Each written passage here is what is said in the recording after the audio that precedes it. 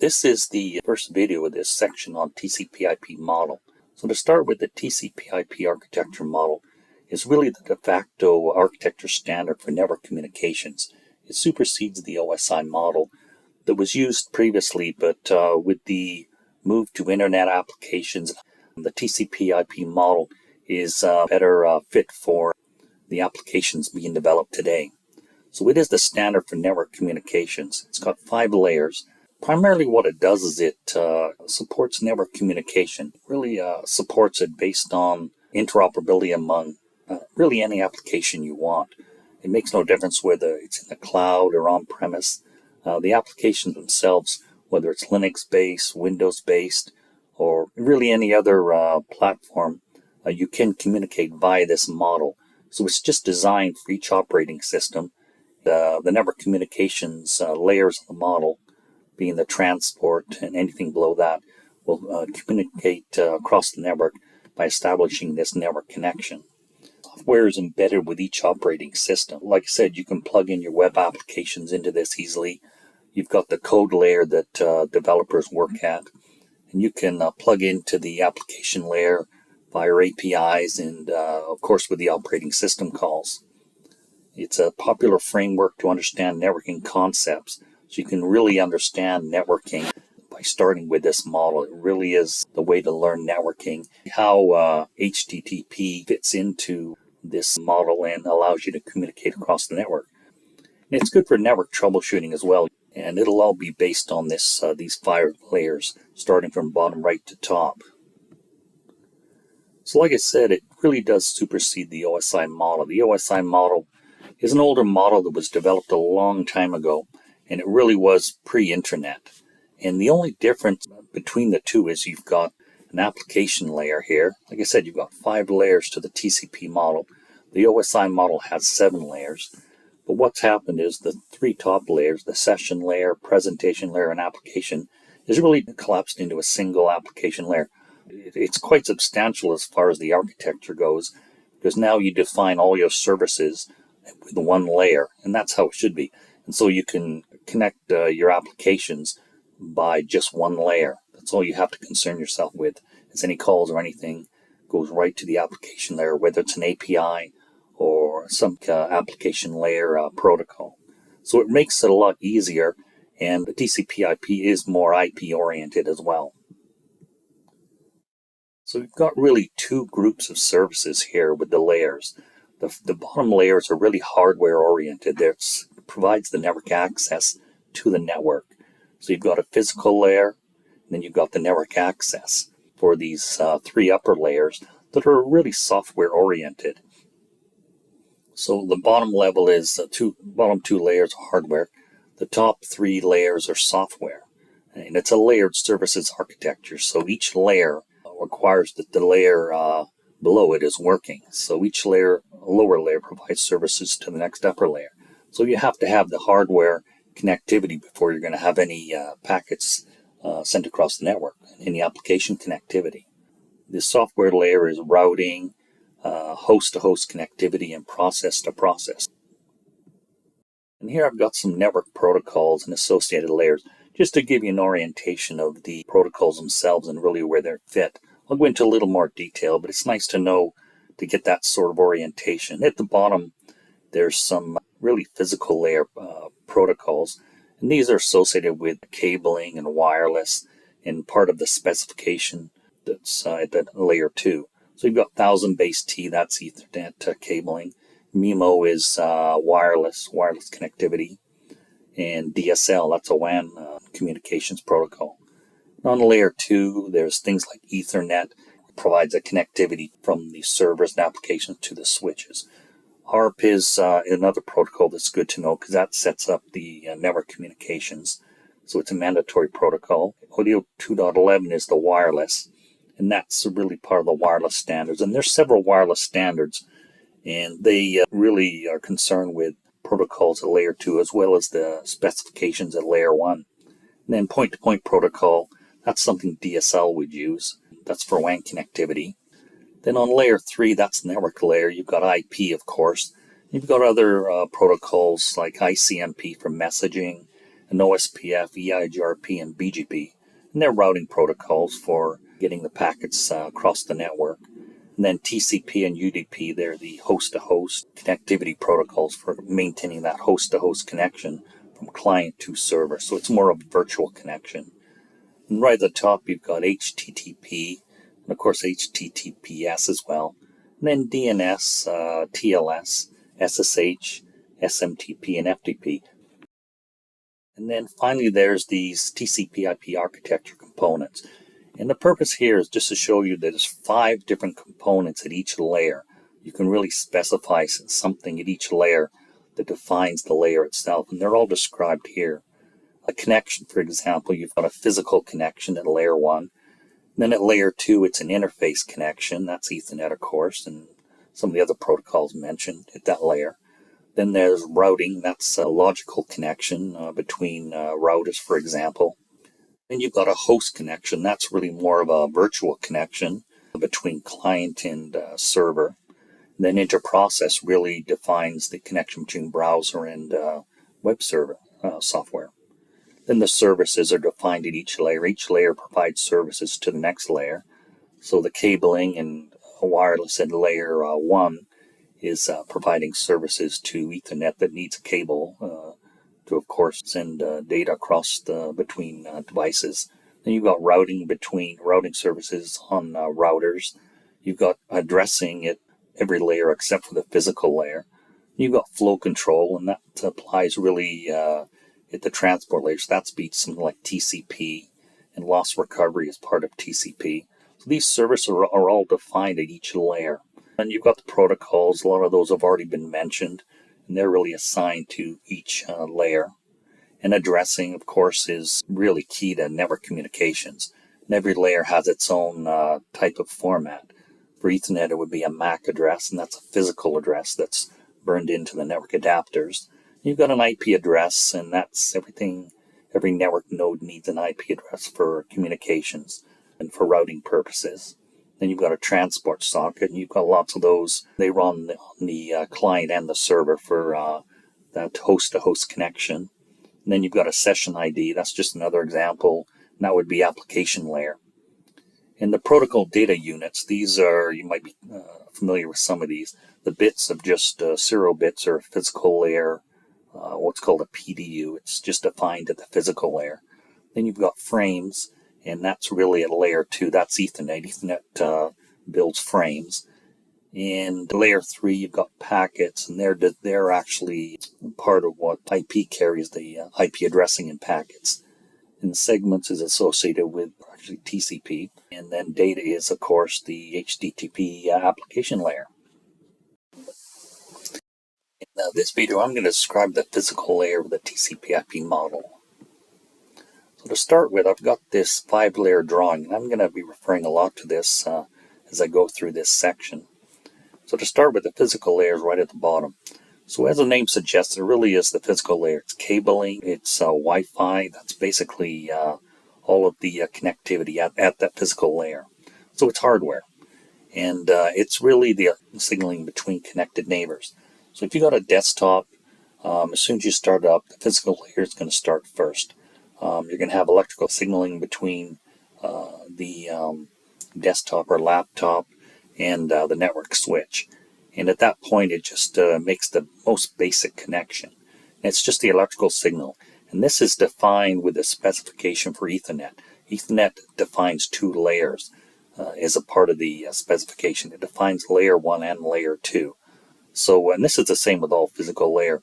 It really is defined as a part of an upper layer, of the data link layer. So you get electrical signaling. It's also responsible for converting the data message to a serial binary bit stream. So it takes everything that's been created or constructed, the data message, and it has to convert all that into a bunch of ones and zeros, basically. It has to convert it into that binary language for transmission across the network media. And that's all it does. It doesn't do any encapsulation. It just sets up a bit stream and sends it off to the next connected neighbor. So as mentioned, there's cabling. There's all types of Ethernet cabling, serial cabling, wireless network adapters, and wireless antennas, connectors, transceivers. It's really all that hardware right at that physical layer. And all of that is part of the physical layer specification. So here I've got an example. 1000 base T is the most popular physical layer specification. It really is gigabit Ethernet. So 90% of the servers out there, or even more, are going to be connected with 1000 base T or gigabit Ethernet to a network switch in the data center. So it's 1000 base T. There's some other specifications, but 1000 base T is by far the most popular. So it defines any specification at physical layer is defined with the interface speed. So as mentioned, it's 1000 megabits per second or 1 gigabit. And it all specifies distance. In this case, it would be 100 meters maximum. If you go past the 100 meters maximum from your device to the network switch, you're going to start having things like interface errors, like late collisions, for example. So you have lots of problems, performance problems. So you have to stay at that specification that you use, and that's 100 meters. Then there's the media types that are involved, and that would be principally copper and fiber. So you have different specifications for both copper and fiber. And wireless RF cell, it's a little bit different. They use MIMO now so that's multiple input-output antennas. So it basically defines there's a specification as well for distance and antenna types. Same idea though. And they'll specify interface speed and range as well, of course. So I've got here an example of 1000 base T is. It's a copper specification from server or client to a switch. There's also 82.11 AC. That's currently really popular. And that's gigabit wireless. That's just the connectivity from the adapter to the access point. And then from the wireless access point to the switch would be just standard 1000 base T again. And over to the right there, that's just 3 servers. Could be a web server, an application server, and a database server. And they're all going to be connected with 1000 base T. And then there'll be an uplink from a switch with 1000 base SX. Now that's still gigabit, but it's fiber. So it's going to give you a lot more range actually. So you can go up to maybe up to 550 meters with an uplink if it's fiber. With copper, it's only going to be 100 meters. And from the uplinks there, then there's a WAN link. And I've got an example here between routers. There's DSL. DSL is copper. So the copper would be the network media from the router interface right to the central switching office for DSL services. It can go up to 40, 50 megs, sometimes faster. But it's much slower, of course, you would expect than what you're going to get at the data center. And that's really typical of WAN connectivity and protocols like DSL. And then there's a handoff in this, what's called a protocol handoff within the service provider network. And you could have end-to-end DSL, but often you have a mix as well. You have a protocol handoff within the service provider network to something like Ethernet WAN.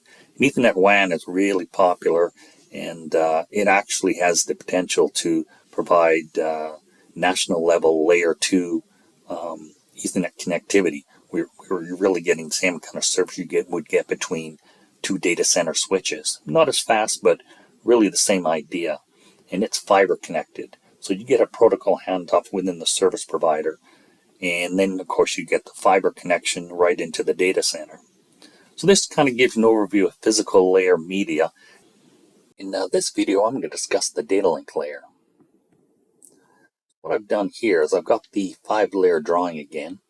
And the data link layer is at layer 2. And this typically represents, for this course, Ethernet. But I've also discussed that it represents some WAN protocols as well. So the data link layer really is the network interface. And I've put them two together, layer 1 and layer 2, since a network interface has to have some physical layer, has to have some cabling or some wireless connectivity through a network adapter. So really the first 2 layers are integrated, and they do represent a network interface. All network nodes have a data link layer, and of course a physical layer. There's no exceptions. For network connectivity, you have to have a network interface, whether it's wired or wireless. Most of them also have a network transport and application layer, but there's some that do not. So the data link layer is our network interface. What I've done here is I've got some examples of protocols. And Ethernet's the most popular, but wireless is quite important as well. And the physical layer, of course, then transmits all the serialized bits across the network media. And sometimes the physical layer is called the file layer by network engineers. And like I said, there's either a LAN interface or a WAN interface or a wireless interface. And basically the layer 2, when you get to the data link layer, it's really responsible for providing network access and something that's called network contention. So when one client decides they want to send information, the network has to be available. And this is really important when it comes to wireless, since wireless is a half duplex technology. So it actually goes through a process where it waits to have access to the network. With Ethernet, it's not the same thing, since with gigabit, it's actually every port has its own what's called collision domain. Full access to the network. There's really not collisions with full duplex gigabit Ethernet. But that layer is responsible for network contention. And of course, MAC addressing is the other thing. The MAC address is a physical address that's burned in by the manufacturer right on the network adapter. So it's globally unique, but it's required within the LAN and any connectivity between neighbors. It's particularly relevant to switching, but it's also required as well between routers as well. And important as well to this layer, Ethernet as an example, is this layer will encapsulate all upper layers. So encapsulation means it'll take all the information from the other layers and it will actually have that within that Ethernet frame. And that thing gets translated to a bunch of ones and zeros. So it'll provide then essentially the data transfer between nodes. It does error checking and bit flow control between the neighbors. So it really is that hardware layer, that hardware signaling connectivity of the network access layer for your application. So the Ethernet MAC addressing, I've got an example here. This is 48-bit address. It's hexadecimal as well. So you see an example of it there. That's what you're going to get if you do. If you look at the interface, you'll get kind of address format. So it's assigned to all Ethernet interfaces, and as well as wireless interfaces. They also have a MAC address as well. And the primary purpose of the MAC address is to provide a source and destination MAC address, so the switches know where what source is communicating and where to send to a destination. Serial interfaces do not have a MAC address. They use a different kind of framing, so it doesn't apply to them. And serial refers to WAN, of course. Here I've got some protocol standards here, just to give an idea of the speeds. Wi-Fi 4 through Wi-Fi 7. It's the speed differences are quite astounding. 802.11n, that's actually not used as much anymore. 802.11ac is gigabit wireless, and that's the Wi-Fi 5 standard. And AX has got two different standards. 6E provides two different bands, 2.4 and 5, whereas Wi-Fi 6 just provides support in the 2.4 band. So they're really high gigabit standards. Wi-Fi 7 is the newest one, and that's 46 gigabits per second. So the LAN technology is really, it's all LAN. Gigabit Ethernet is wired, and there's 1000 base T, and it'll give you 1 gigabits per second. And it's set up on client and server. Wireless is really a client-based protocol. And 10 gig, that's really for switch interconnects. So you really have uplinks between switches that are connected through faster 10 gig interfaces. And DSL has a wide range from 10 to 100 megabits per second. That's really for connecting remote offices, mostly, and some smaller distribution offices as well. And Ethernet WAN, that's really a faster Ethernet connectivity for basically connectivity between cities. It's metro, it's also long-haul circuits as well. And that's a data center technology, of course. And OTN as well is an optical protocol that's replacing Sonnet, and it's really for core ISP networks at 400 gigabits per second. So these wireless throughputs, understand that these are theoretical speeds. The actual speed you're going to get is really probably 25 to 35%, because there's so many issues with wireless, because it's half duplex primarily. You're not going to get the speeds you typically would get with wired service. And here I've got an example of a full stack application. So consider this a web server, an application server, and a database server. So each of the servers has its own MAC address assigned.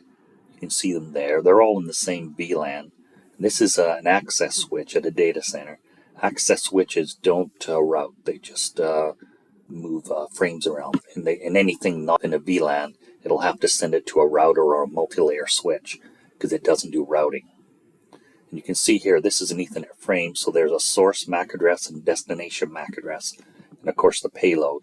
The payload you can consider to be everything else like IP packet, TCP segment, and your application layer data.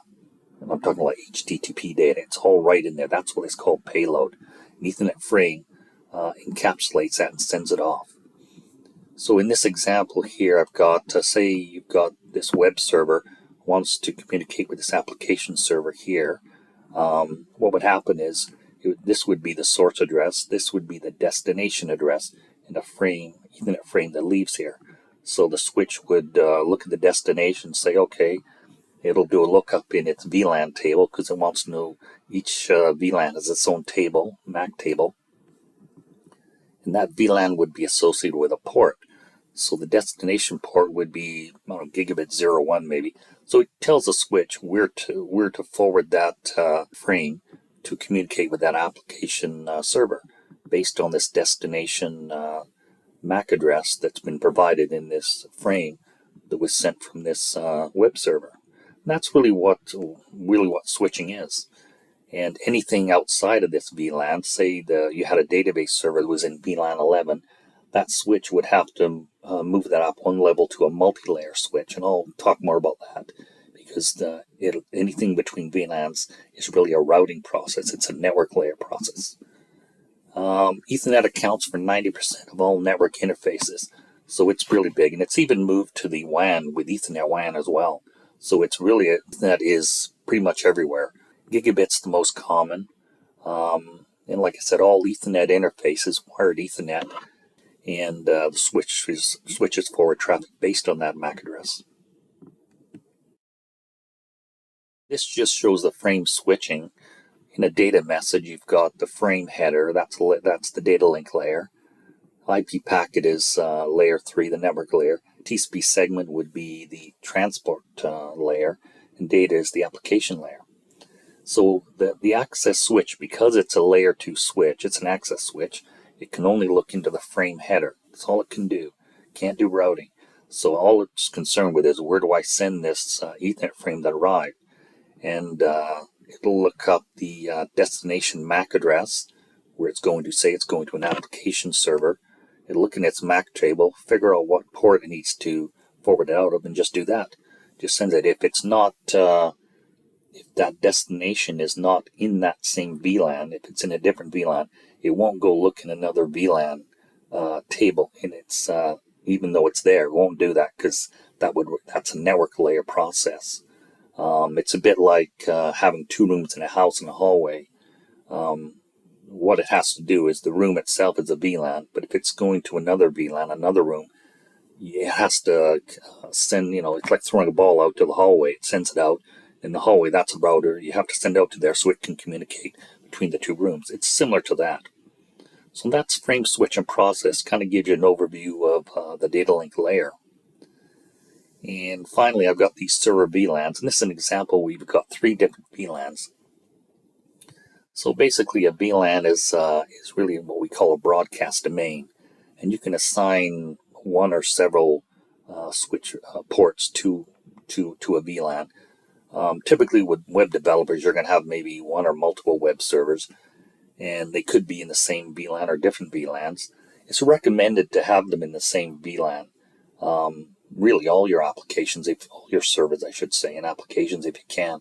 It's a lot faster and causes you a lot less problems because it reduces the point of failures.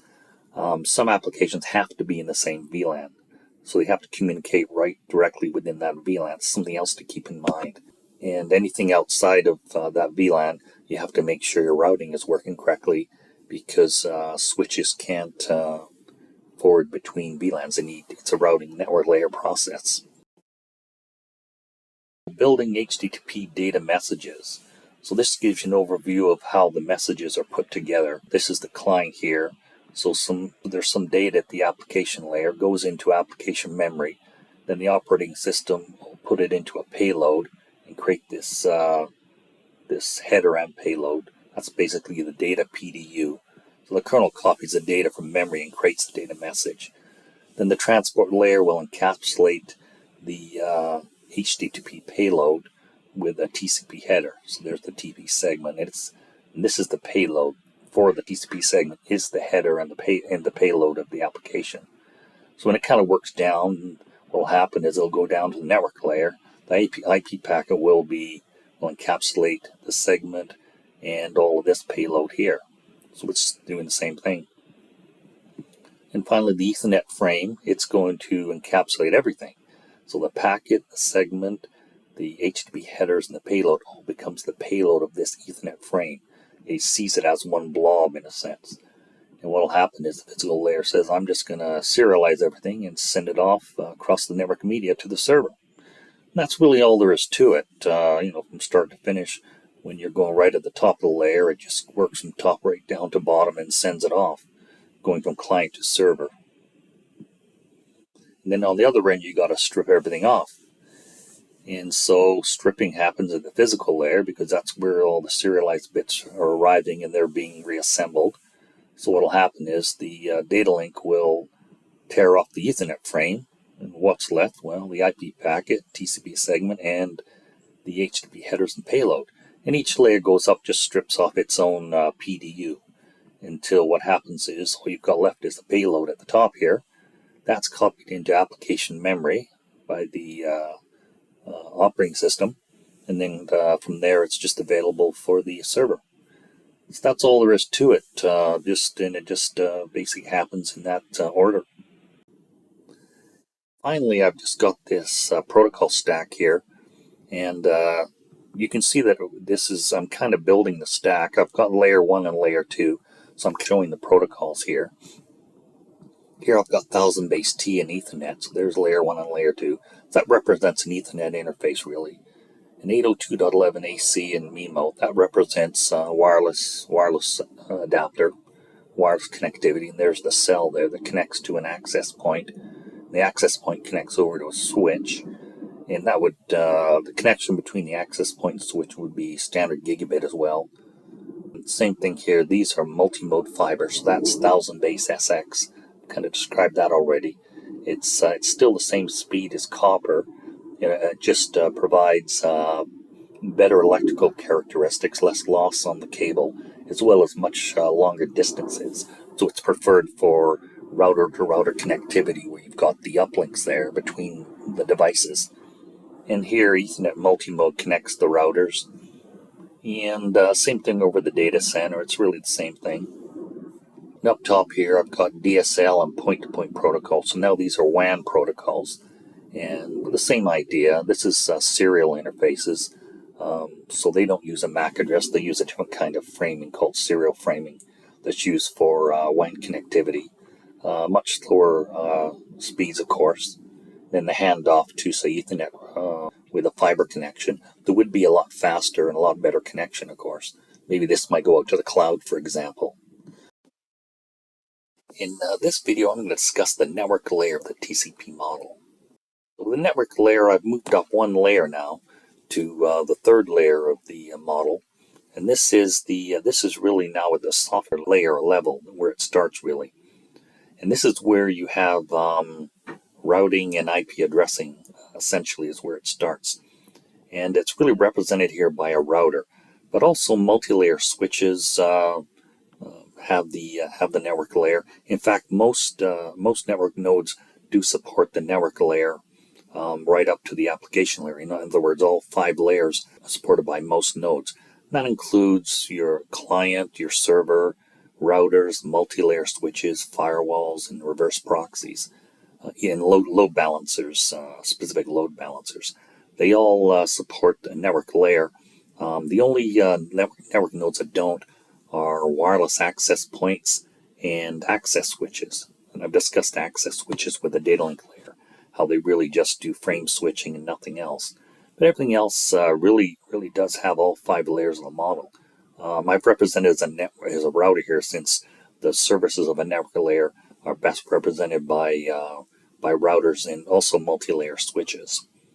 So they are network aware, means that neighbors themselves communicate routing protocols, and they update routing tables based on advertisements of routes that they know. So they do have this protocol communication that's really at the logical layer and based on IP addressing for that communication. So they're network aware. They know what subnet they're on. They know that what subnet the neighbors are on. So that's why I call it network aware. Within each routing table, all they're concerned with is where to send the data. And they do that by looking into an IP packet and just finding the next hop. So here I've got just the same basic idea. The IP addressing, it's important to understand that IP addressing is a function of the network layer. That's where you would set up IP addresses, whether they're physical IP addresses on the network interfaces or even logical addressing. And it's designed, you need an IP address so that the routing itself and the processes know how to route packets. It's all based on IP address. And the IP address is based on membership to a particular subnet. So here I'm showing up the kind of the connection model here we've got so far. We've got our physical layer. We've discussed that. All it does is basically serialize the bits and send them off across the network media. And the data link layer represents the network interface for the protocol, whether it's Ethernet or DSL or the wireless adapter. And they are really consolidated into the first 2 layers. And then the third layer is IP addressing. And I've got an example of an IP address there. It's 192.168.1.1. So it's really the network address is 192.168.1, and the host would be assigned the .1. If you've got 254 clients, the numbering would go right up to 254. And the server itself is on a different subnet. It's on a .2 subnet, and it's assigned .1 as its host IP address. So that's just at that point, the IP address is closely associated with the idea of being assigned to a subnet, and that subnet being required for routing to take place.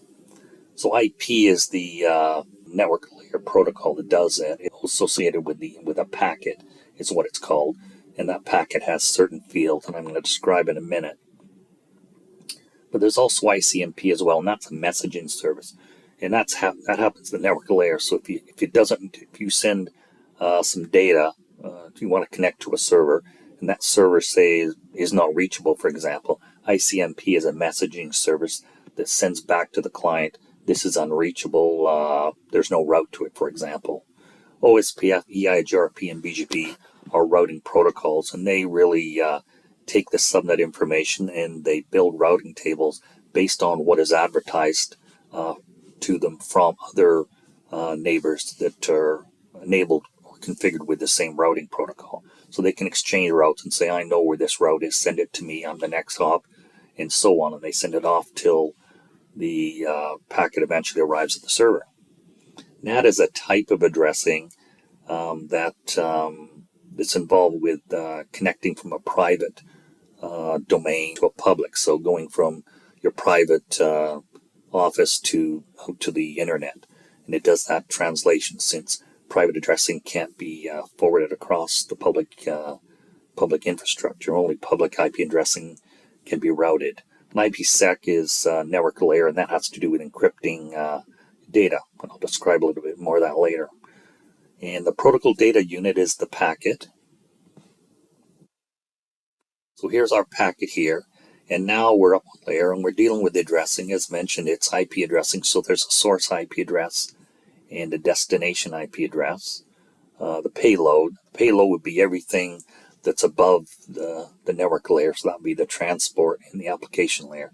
That's what that payload is actually. And so each layer encapsulates everything that's above it.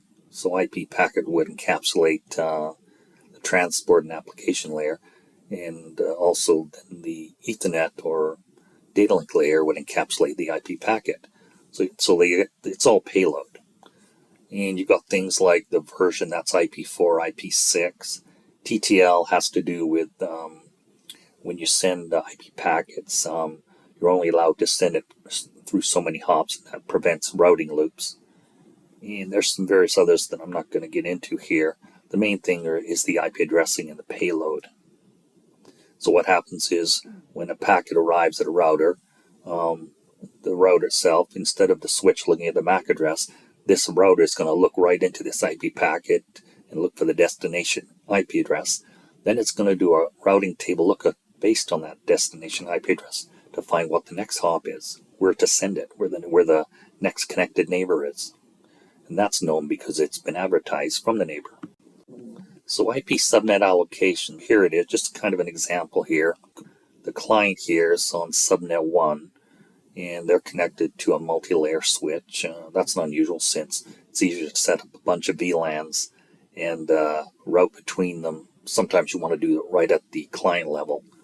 And then subnet 2, each interface on any multi-layer switch or router has to have its own subnet. You can't share subnets. They have to be on their own unique subnet. So subnet 2 goes up to the router. Then you've got a subnet, say this is across a WAN connection. They've got their own subnet. And subnet 4 right down to a multi-layer switch. Say this is a data center. And the web server and database and application server are on their own subnet. That implies they're on their own VLAN. Now, like I said before, they can be on the same VLAN, and then they're on the same subnet. Or they could be on different subnets. So this is just an example, taking a little further to explain or give an example of what the IP addressing would look like. The client's 192.168.1. If you got /24 and this is 32 bits, each number is 8 bits. So 192 is 8 bits. Then there's another 8, another 8, another 8. So that's where you get the 32-bit octet is what it's called. If I've got a 24 mask, then the first 3 octets tell me what the network address is. And the last one tells me what the host assigned number is. And this is all this. I made it kind of easy, 24. I'm not going to get into subnetting. I'm just using default subnet masks. But the idea is that you can see that the numbering 1, 2, 3, 4, 5, 6, and 7, they're all in their own subnet. So you've got a routing table, and if these multi-layer switches and routers are set up with routing protocols, they're going to advertise the subnets between each other. So this router here is going to know that the web server is on 5 because this is advertised from here to here to here. So the next hop would be from here, to this router here over to here. That's all the routing is. It just says, where's the next hop? And it says, okay, I know where the next hop is because this multi-layer switch told me. So send it here. And then the multi-layer switch also advertises it to this router. So sends it back down there and gets to the final destination. In this case, I've got like the VLANs. I've just set up an example. This is in VLAN 10, sits in .5 subnet. This is in VLAN 12. It's in .6 subnet. And the database server's in its own subnet as well, .7. So that's VLAN 11. So they're in their own VLANs and connected to the same switch. And this is all private addressing as well. Anything that's not private addressing is public addressing. So private addressing is something you get within your own private domain. Anything that's outside of the internet would have to be used public addressing. And this is all pretty much standard stuff. Anytime you're on a private network, you're going to use either 10 addressing, 172.16 addressing, or 192.168. And these are just the default masks for the subnets. So basically, it just gives the idea that the 192.168 is private, and you'll see a lot of that right within the private network.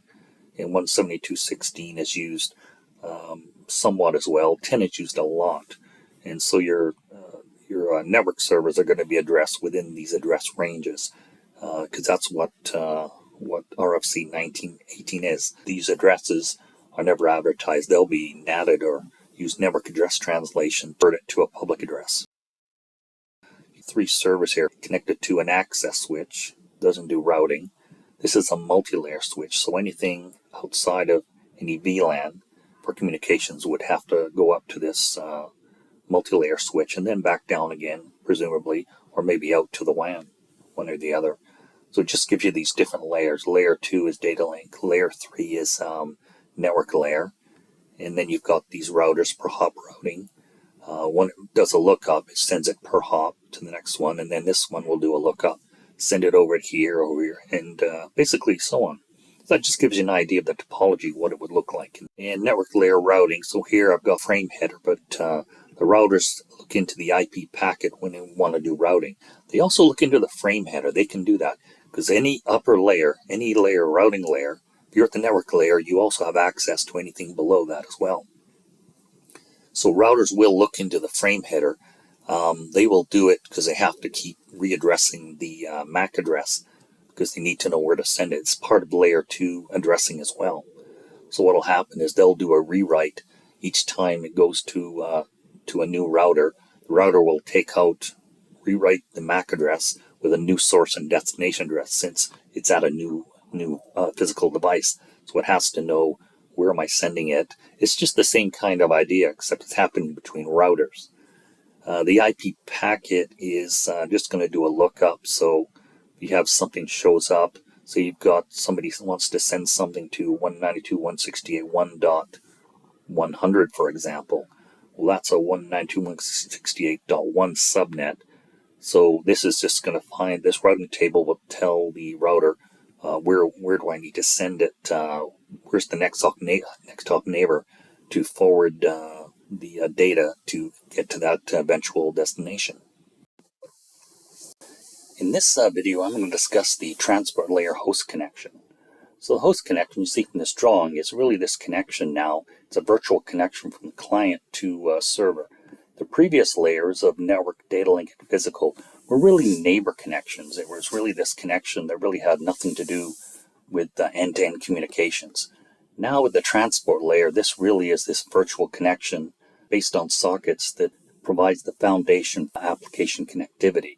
And it really applies to clients and servers that at that level they support the transport layer.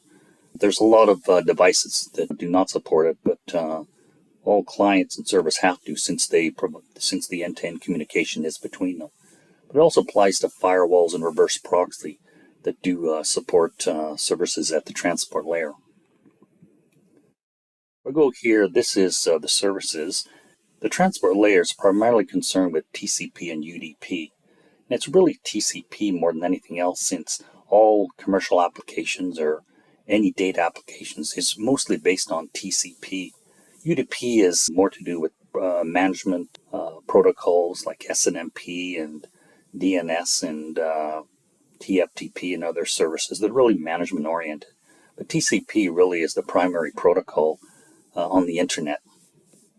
So it is a host-to-host connection. TCP specifically is what's called a stateful protocol, transport protocol, because it does manage this flow control between client and server. So it manages flow control, congestion control, and loss recovery.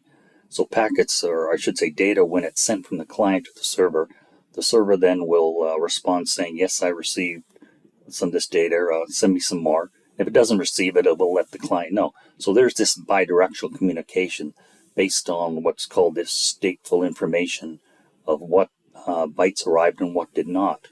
And there's congestion control as well that manages the window size, and it basically auto-tunes it so that when network conditions get worse, the window gets smaller to prevent packet loss. So it's really called auto-tuning. UDP is stateless, so it's really a protocol that is called best effort communications. it'll send out data, and there's no really check on whether it arrived.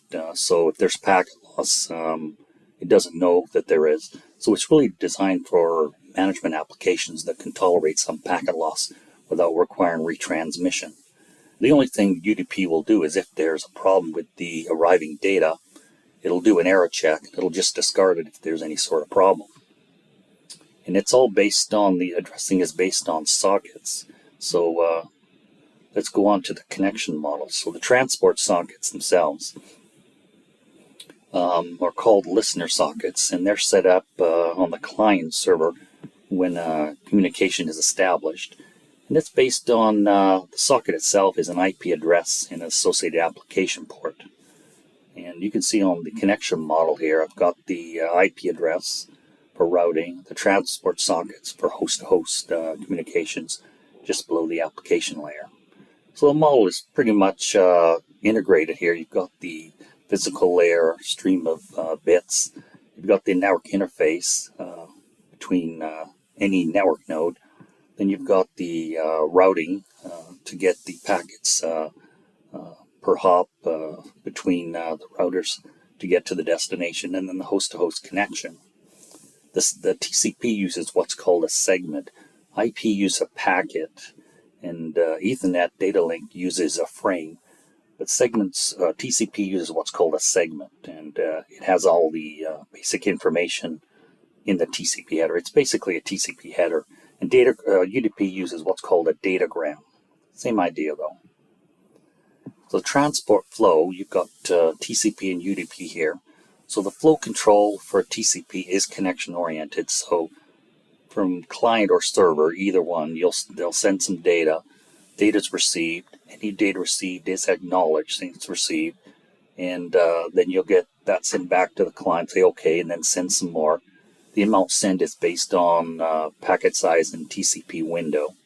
And if there isn't any sent, then the receiver will say send this again because it hasn't been received. So what will happen is everything will stop until the packets that are missing, or any bytes that were lost, are sent. So it really is connection oriented, and it will stop packets from being sent until anything that's been dropped is sent again. UDP is just best effort. It's connectionless. It'll send it. It'll be received or not received. There is some really what's called basic error checking to see if there's any corruption of the header or any data, and it'll just discard it. It won't do anything with it. So you have to have. So it's just designed for applications where you can tolerate some packet loss. And I'm just going to go quickly just the difference between TCP and UDP. It's important to know it. The transport layer is so important. TCP is connection oriented. It's stateful. UDP is connectionless. There's no concern for state and no flow control. TCP uses what's called a segment. It's a type of header. And UDP uses a datagram. So TCP has flow control, whereas UDP does not. There is a loss recovery with TCP, where if there's packet loss, packets do have to be resent. And with UDP, there's just an error check and discard. TCP is slower, and this is the result of the protocol delay that's caused by the flow control and the congestion control. There's so many controls in place that it really is a slower protocol, and you're going to have higher latency with TCP than you would with the UDP. So that's just the distinction there. And so TCP will guarantee delivery, while UDP is just best effort. There's a congestion window in TCP to manage amount of data that's being sent based on network conditions. And UDP has no congestion window. TCP does have ordered data, so it'll send it in a particular order, and it requires it to be sent like that and acknowledged. And UDP does not. It'll send it unordered. Then there's data message retransmission, and that's just the idea of this retransmission that occurs based on a timer when bytes are perceived to be lost and have to be resent. With UDP, there's just a discard. There's no retransmission. And some typical applications are HTTP, TLS, Telnet, SSH, and FTP. And then with UDP, there's things like DNS, SNMP, DHCP for addressing, SNMP, voice over IP, any VoIP applications, and video. And here I've got the TCP IP network stack addressing. So this kind of pulls all the addressing together for the network communication stack that I consider to be basically what we've discussed so far. So you've got the frame header, that's Ethernet, and that's a MAC address. Then there's an IP packet, will have an IP address. Then the TCP segment will have the socket addressing, and data will have the payload. So everything is encapsulated here, the packet segment data, by a frame header. To the frame header, this is just a blob of payload. That's all it does with it. And it's split up by the physical layer into a bunch of ones and zeros. So the MAC address, you've got a 48-bit hex address here on the client. This is the client MAC address. Then the client IP address, it's a source address. And then you've got the socket on the client, and you've got the payload, say a SQL query. Server, they have a MAC address as well, and an IP address, source address. And so the source address here, and then destination, of course, will be wherever it's going. The TCP segment's got its own TCP socket as well, based on what's seen here, the IP address and application port. And the payload there would be some HTML. And UDP is the same thing. It's just header, IP packet, UDP datagram, and data. The only difference is it uses a different kind of header for the UDP. In this video, I'm going to discuss the application layer. I've gone right through from layer 1 right up to layer 5 now. Of course, this is the closest layer for application developers. And it really involves the inter-process or process-to-process communication between software on the browser as well as the web server. So what I've got is I've just got some examples here of how the protocols fit into each layer. At the bottom here I've got the physical layer, and I've got copper, fiber, and RF is kind of the basic physical layer, media I should say. Then I'm up to Ethernet, 802.11 wireless, and things like ARP that's quite important for network access and communications. Then on the network layer, there's things like IP, OSPF, and EIGRP for routing. Then TCP and UDP transport layer, host-to-host communications. And the application layer is host-to-host as well. It's even more so than the transport layer. It's HTTP, DNS, TLS, things like that. TLS is what you got after SSL. It's the more recent version. And then there's APIs as well, API to API communication. So really is the top layer of this communication stack, and really where anything at the code layer developed is going to interface directly with that application layer for sending data messages. The connection model here, like I said, I've got the first two layers as network access, and the MAC address is where the physical MAC or the physical layer addressing is assigned, as well as the server, and it's represented with a network interface type. Then the IP addressing with the routing, hop per hop routing. Then the transport layer is the host-to-host connection and inter-process, and really the connection model itself. When you get to the application layer, really dealing with things like cookies, session IDs, a URL, host name for connecting to a web server, TLS certificate as well. That's part of the application layer, of course, you want to consider. And I just shows the physical layer connectivity here between the devices. So network stack addressing. So this is just some examples of the addressing. So we're right up, we've got the 5-layer communication stack. I'm just showing the addressing here. You've got the MAC address, an IP address, a socket address here, and then of course the top layer, things like cookies, and basically the same thing. Just to show the stack, how everything fits together.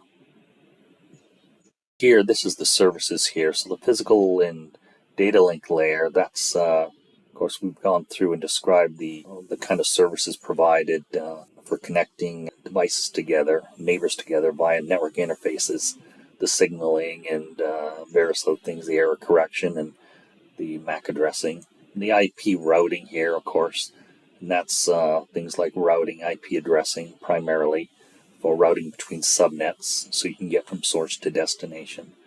And then the TCP host-to-host flow control and retransmissions and things like that provide that guaranteed delivery, particularly with TCP. Then the top level, inter-process communications, you got services like compression, encoding, reverse proxy, will go right up to the application layer, and so will firewalls. Firewall services are provided the application layer as well. So those kind of services just gives you examples of services that you're going to get at the application layer for providing that connection for sending data between client and server. This is an HTTP PDU, so it's just called a data PDU. The top, the application layer, there's really just a header. And when you get into requests and responses, of course, you know anything about HTTP, there are, and I'll discuss this in another section about header and what the different kinds of headers you get with HTTP. And of course, you got just the standard data associated with the application itself. And the TCP full stack architecture, so I've kind of put everything together here. You've got the 5 layers here. You've also got network APIs within this application layer, and that's for communicating with the transport layer. And then you've got the operating system here, and so the application itself will make calls to the operating system. The operating system will then provide those services and provide the communication directly with the application layer. And that's just like I said, the operating system in each TCP IP protocol stack will be unique to the operating system, whether it's Windows, Linux, or something else. Then you have the code layer, and I put this here just to show that sits right on top of the operating system, and you make calls to the operating system. And things like HTML, React, SQL, JavaScript, PHP, all that is what I'm calling the code layer. And I've got some examples here, TCP stack examples, just to give you some kind of context here as well. So the TCP IP stack is everything in the dark color here, right up to the application layer. HTTPS is what I've got here, and that implies that TLS is actually being used because it's encrypted. So you've got a browser, and it sits on top of the operating system, and it will then communicate to the application layer. And then it'll open up a socket 443. IP packet will have the IP addressing for routing, and Ethernet will have build a frame, and then you've got the physical layer. So that just gives you that protocol stack. Another one here, I've got HTTP, not used as much anymore because it's unencrypted, but it's the same thing. It'll just use TCP 80. At the bottom here, I've got, instead of Ethernet, I've got a wireless protocol for wireless connection. It's just a Wi-Fi connection. And here I've got SSH, so that's an application you'd use. Say you want to use some connection to a web server to do something there. That would be an application that would leverage the services of SSH at the application layer. It would open up TCP 22, and of course you've got IP, it's IP based. And point-to-point protocol I've used here, say it's a WAN connection, you're going across a WAN connection, so it would use a physical serial connection across the WAN using point-to-point protocol. And just 3 more here. Say this is MySQL, this is another one. There's the operating system, so it's going to use HTTPS connection and opens up TCP 3306. Say you're doing some administration of the SQL server, and there's IP Ethernet, and this 1000 base XX would be physical fiber. And what else we got here? Microsoft email, that's another nice one. So that would use SMTP at the application layer. It would leverage services provided by SMTP. TCP 25, that's not the only one. It's a little more complex. The SMTP uses 587 as well for encryption. I'll go into that a little bit more in network services. There's IP point-to-point protocols here. So I've just used a WAN connection here, just a serial WAN connection. You're using Microsoft email across a WAN connection. Finally, a browser connection here. And the browser is actually doing a DNS query. So the stack would be based on DNS UDP 53. So it's basically the browser's sending a query to resolve hostname. So UDP 53, IP, Ethernet, and just an Ethernet connection. So that just gives you an idea of the TCP stacks and how that all fits together. So there's the physical data link, network, transport, and application layers. And here's some examples of physical cabling, transceivers, modems, repeaters, antennas, all physical layer devices. So Ethernet would have a specification for these physical layer devices and how they work, and so would wireless and serial. And they're based on binary bits. That's what they understand and what they put together. Data link is things like a layer 2 switch, an access point, or a wireless controller. Ethernet, wireless, point-to-point NARP are all protocols that are supported at the data link layer. So they don't understand routing. They deal all with frames only, and they use MAC address for addressing. The network layer, of course, there's routers, firewalls, multi-layer switches primarily, and they use IP for routing and IP addressing, ICMP for message services, and of course the routing protocols that are most often used, and it's all based on IP addressing. Then the transport layer, there's typically firewalls and load balancers that can read segments. Anything that's on the application layer also supports everything below it. That's how it works as well. So when I say transport layer, by implication, also hosts have a transport layer, and network, data link, and physical. Data link layer, for example, switch, won't support anything above it. It can only read at the level it's at. So the firewall and load balancer can look into segments, and also I put them at the application layer because they can also do that. And TCP, UDP, and QUIC are part of transport layer. QUIC is part of HTTP3. And it's all based on socket addressing at the transport layer. And finally, the application layer, you've got host, firewalls, proxy service, reverse proxy, load balancers, or a type of proxy server. When I say host, I just mean clients and servers. And they all support all 5 layers of the TCP IP model. Protocols, there's just a variety here I've listed. RDP is just a remote protocol. And addressing are things like the URL and the session ID. So that kind of gives you an overview of the application layer in more detail. So what I've got here is just a basic topology. I've got a browser here, and this would be a client, and connected to a default gateway here. I could have made this a multi-layer switch, but this is just a GNS3 topology. So this is a connection client to the default gateway router. I've also got a web application here, webapp.com. So I'm going to connect with my browser to webapp.com on this server here. I'm going to go through and show you the various layers. So the first thing I need to do is start a trace. So I'll just do start capture. What I'm doing is I'm doing the capture on Gigabit Ethernet 01. So here's the capture here. So it's all traffic exiting from Gig 01 to the server. So what I'm going to do over here is, so I'm just going to go HTTP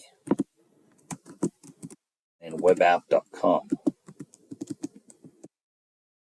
I can do this because I have DNS set up on the router. So what I'm going to do is start Wireshark.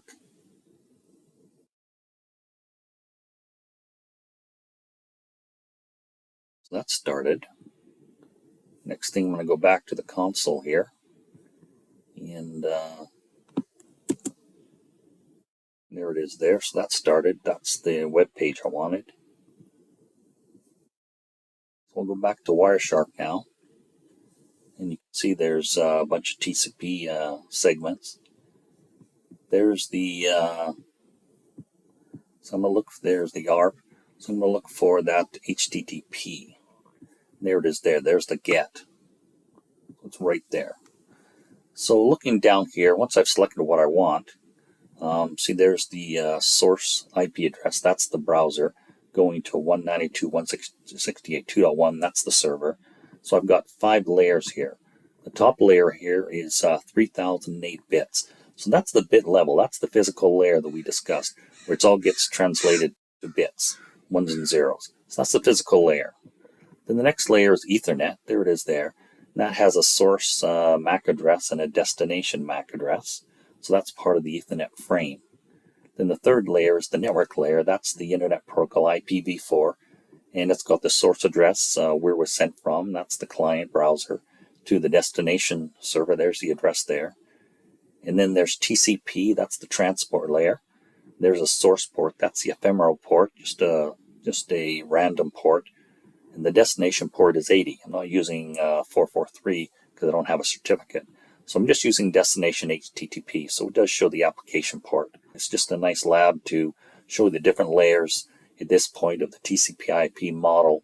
And I'm going to discuss more in the lecture, or I should say the section on HTTP when it comes to request and response headers. There'll be more information there. I've added this pic here just to show you the different layers as well.